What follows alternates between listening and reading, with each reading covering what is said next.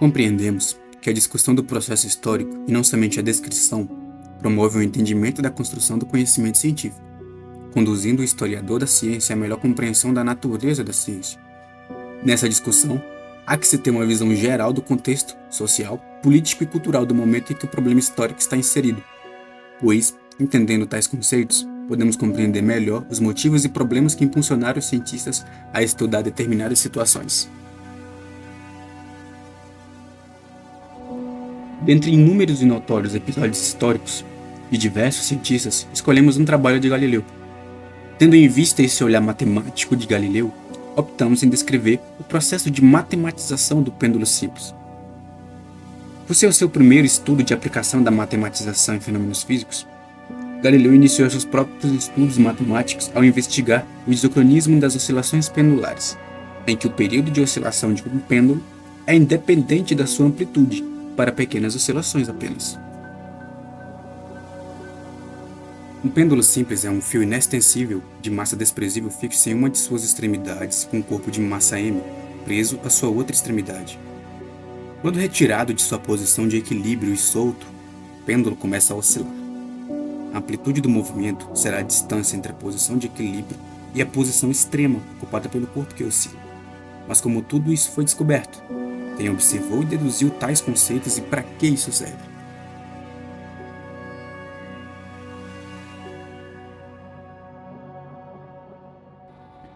Durante o século 17 e 18, a medição precisa do tempo era de extrema importância para a navegação.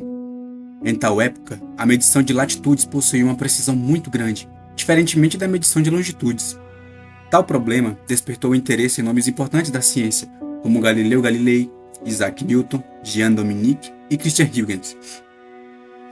Até mesmo governos como Holanda e Espanha ofereciam grandes prêmios para quem resolvesse o problema da medição de longitudes. Não tem como não falar dele, né? Ele viveu numa época que não era muito favorável, né, para a ciência. Né? Então tudo começa com o pai da física, né? Se não um dos mais importantes, o mais importante, né? Que é Galileu Galilei. E durante o século, né, 17, né, ele estudou sobre o isocronismo das oscilações pendulares, né, que apesar, né, de sabermos que esse estudo, né, já havia sido feito pelo astrônomo árabe Ibn Yunus, né, mas os historiadores eles afirmam que esse estudo não era conhecido na Europa e nem por Galileu, né.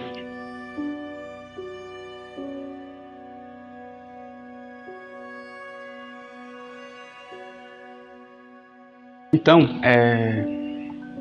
sabemos que em 1583, né, pelas cartas que a gente tem como fonte, Galileu ele observou, né, oscilações daquelas lâmpadas, né, no domo de Pisa, né, do candelabro, que o período de oscilação do candelabro, né, posto em movimento pelo vento, não dependia, né, se esses fossem rápidos ou lentos. Né, para tanto, ele comparou os períodos, né, dessas oscilações, contando a sua própria pulsação.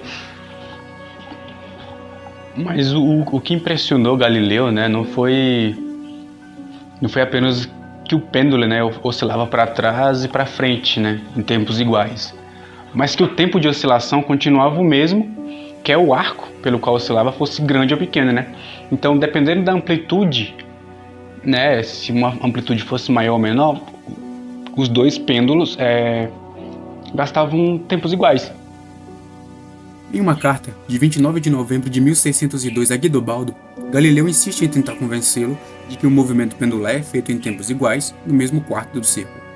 Para tanto, ele faz uma demonstração com dois fios finos e longos, AB e EF, fixos por um prego em A e em E, e duas bolas de chumbos iguais presas em B e F. A partir das linhas perpendiculares a AC e EI, elevou as bolas, sendo a elevação de B maior que de F, e então as bolas foram soltas e descreveram, respectivamente, o arco maior BCD e o menor FIG. Então, entra Christian Huygens na nossa história. Ele refinou a teoria pendular de Galileu. Estudou problemas relacionados à construção de relógios por quase 40 anos. No entanto, Galileu havia sugerido em 1636 acoplar um contador ao pêndulo, porém, tentou fazê-lo somente em 1641, falecendo em 1642. Então, a prioridade da patente foi concedida a Huygens.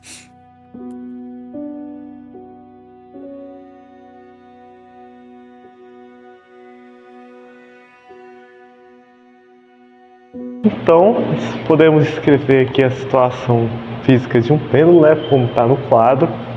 Nós temos o pêndulo que faz um ângulo alfa com essa reta normal ao teto e tem uma trajetória circular descrita por esse pontilhado aqui, né, que é justamente ocasionada devido à força-peso, né, que pode ser decomposta por um Px tangencial à trajetória e um PY radial aqui a trajetória. Nós também temos uma força de tração associada ao fio do pêndulo, que é justamente o que prende esse pêndulo na trajetória circular aqui, né? Também na direção radial, força. Aqui nesse desenho nós podemos ver que decompondo as forças, nós temos claramente alfa fica aqui, então nós podemos concluir que o peso Y vai ser igual a P cosseno alfa e o peso X vai ser igual a P seno alfa. Nós podemos então representar aqui na direção radial e na tangencial as equações do movimento. Nós temos que a tração menos o peso vai ser igual a 1m v ao quadrado sobre R, que é uma resultante de força centrípeta, que é justamente a força que prende o pêndulo à trajetória. E nós temos aqui que tangencialmente, nós temos que a força resultante, uma massa vezes a aceleração, vai ser igual a Px, já que não existem outras forças nessa direção. Essa análise primordial aqui do movimento pode ser complementada, né, se a gente pensar que o pêndulo simples é um movimento harmônico para oscilações pequenas, né? Mas para que seja verdade, nós temos que a força vai ter que ser algo do tipo menos kx, né? Onde x é o deslocamento a partir de uma certa posição inicial, que no caso aqui do nosso pêndulo é justamente essa aqui, né? Nosso zero aqui, né? E um k, uma constante qualquer. Então, nós podemos pegar aqui o peso x, né?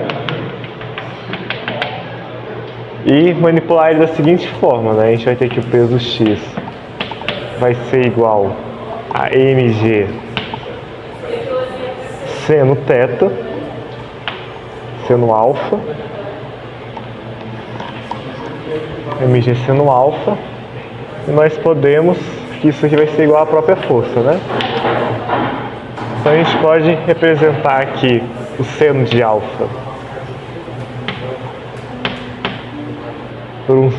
aqui nós podemos aqui pegar justamente o seno de alfa vai ser igual a essa hipotenusa L aqui, que é o comprimento do fio, e um deslocamento x aqui horizontal em relação à posição inicial. Então, o seno de alfa vai ser descrito como x sobre L. Então, representando o seno de alfa como x sobre L, a gente pode escrever a força como mg x sobre L. Então nós conseguimos com sucesso provar que a força depende apenas de um deslocamento x e uma constante, já que mg e L são todos constantes. Dessa forma, a gente pode obter uma função do período de um pêndulo, que é dada pela função do período de um oscilador harmônico, que é, na sua forma mais geral, 2π raiz de m sobre k. No caso, o nosso k vai ser mgl, então substituindo, invertendo, vai ser ml sobre mg. Então nós podemos cortar as massas aqui ficando apenas com período igual a 2π raiz de L sobre G. Com isso nós podemos concluir que o período de um pêndulo simples depende apenas do comprimento do fio e da gravidade local, independe da massa ou da amplitude do movimento. Então, para um pêndulo de mesmo comprimento e no mesmo local, né, com a mesma gravidade, não importa a massa associada ao pêndulo, nem quão longe a gente desloque esse pêndulo, o período vai ser o mesmo. Bom, após isso, tivemos a construção do pêndulo de Newton, ou berço de Newton.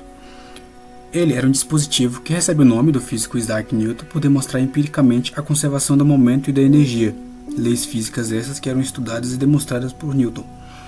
Ele é construído a partir de uma série de pêndulos, normalmente 5, que são adjacentes uns dos outros. Cada pêndulo está anexado a uma armação por 2 cordas de igual comprimento e ângulos opostos formados entre estas. Quando uma das esferas da ponta é puxada para o lado, a corda ligada à esfera a faz realizar um arco para cima, que quando é solta, ela atinge a segunda esfera e praticamente para. A esfera da ponta oposta adquire a maior parte da velocidade da primeira esfera e balança em um arco quase tão solto quanto a altura de lançamento da primeira esfera. Isso demonstra que a última esfera recebe a maior parte da energia e impulso da primeira esfera. Bom, também tivemos a invenção do pêndulo de Foucault, criado pelo cientista francês Jean-Bernard Foucault. É um experimento que torna possível a observação do movimento de rotação da Terra. Ele idealizou que um pêndulo suspenso iria manter seu plano de oscilação e não seria afetado pelo movimento de rotação da Terra. Naturalmente, para os observadores, a impressão seria de que o plano de oscilação do pêndulo é que estaria girando. Depois de algumas tentativas, ele finalmente realizou a montagem que tornaria seu elegante experimento famoso. A demonstração pública foi feita no Panteão de Paris, a pedido de nada mais nada menos Luiz Napoleão Bonaparte, futuro imperador Napoleão II.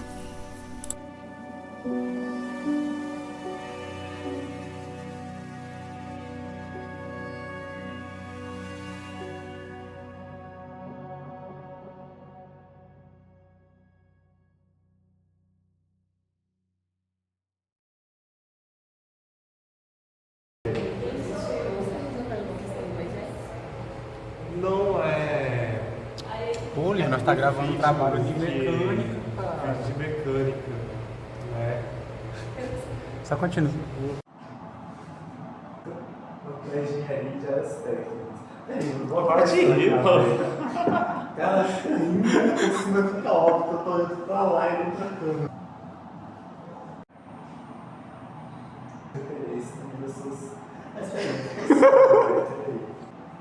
Não, é